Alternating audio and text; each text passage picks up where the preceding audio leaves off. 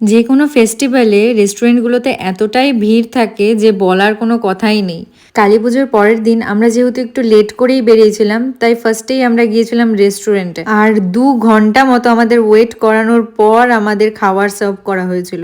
আর প্রতিটা রেস্টুরেন্টেরই অবস্থা একই রকমের ছিল, তাই জন্য আমরা সেখানেই ওয়েট করেছিলাম। খাওয়া দাওয়া করে আমরা গিয়েছিলাম বেশ কয়েকটা প্যান্ডেল হপিং করতে। রায়গঞ্জে বড় বড় 5টায় কালী পুজো হয়েছিল, তাই আমরা সেখানেই গিয়েছিলাম।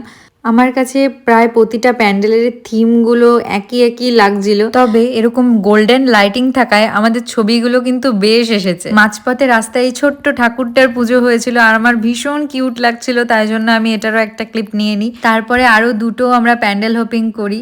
এখানকার এই মিরর ডেকোরেশনের জন্য আমাদের ছবিগুলো দারুণ আসছিল। ছবিগুলো দেখতে হলে যারা যারা আমার ইনস্টাতে নেই তারা ঝটাপট যেয়ে ফলো করে দাও। তো চলো আজকের মতো টাটা, দেখা হচ্ছে নেক্সট ভিডিওতে।